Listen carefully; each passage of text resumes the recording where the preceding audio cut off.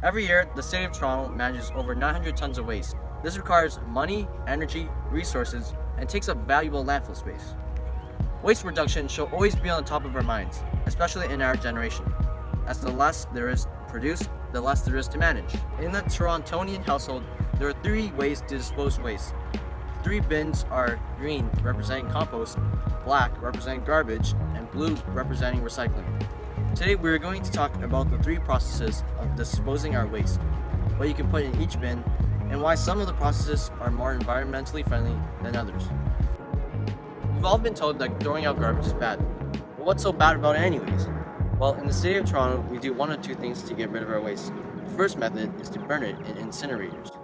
Burning garbage in incinerators releases dangerous gases and dust into our atmosphere, which contribute to global warming and pollute lakes, forests, oceans, and cities, half a world away from where they originated.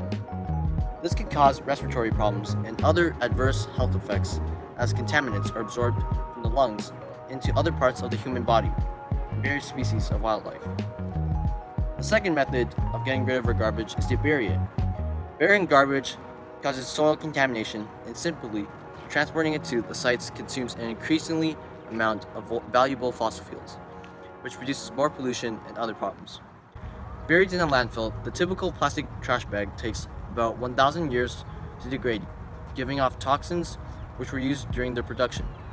If humans eat plants or animals that have been in contact with such contaminated soils, there can be negative impacts on their health.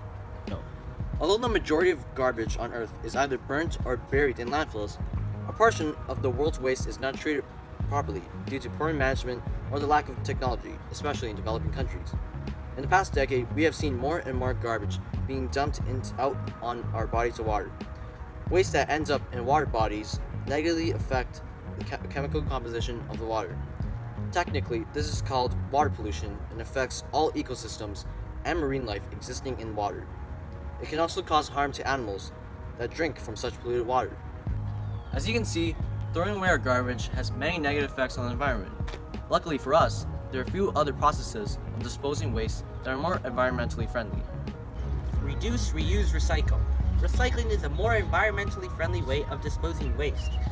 It is a very important process as it helps to reduce the pollution caused by burning waste by reducing the amount of waste that makes its way to incinerators. To add on, recycling also helps combat some of the negative effects caused by human activities, such as deforestation and habitat destruction. Recycling reduces the need for extraction of raw materials, preserving rainforests as a result. Lastly, huge amounts of energy are used when making products from raw materials. First, one must extract the materials and then transport them to be repurposed. Recycling requires much less energy and therefore helps to preserve natural resources for future generations. What can go in the blue bin anyways?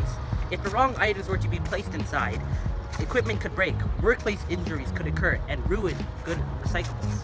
Not to mention, it would make the job of sorting a lot harder. Some items that can be thrown into recycling bin are plastics such as disposable plates, clear food containers or detergents, clear stretchy plastics which may include milk bags or Ziploc bags, metals including aluminum or steel cans, and paper, which includes newspapers, envelopes, and juice boxes.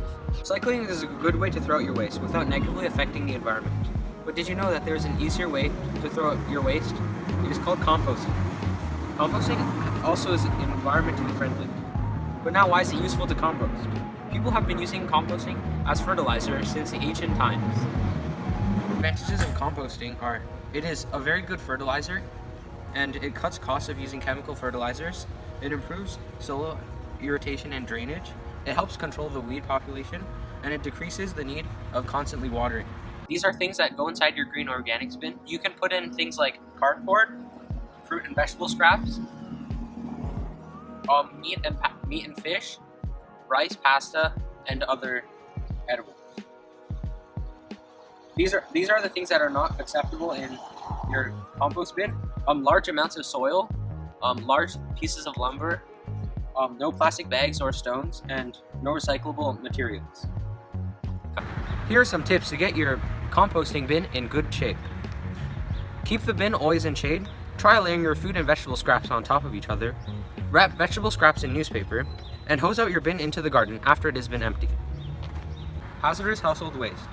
If not disposed properly, it can be dangerous to you or the environment. It is very important to dispose these things into the hazardous house waste department. These are some examples of hazardous household waste. Corrosive things such as car batteries, and drain cleaners that can always injure your eyes, also known as acidic materials. Flammable materials such as lighter fluid, propane tanks, and gasoline that can ignite fires quickly. Explosive materials such as aerosol containers that may explode if incinerated or stored above 50 degrees Celsius.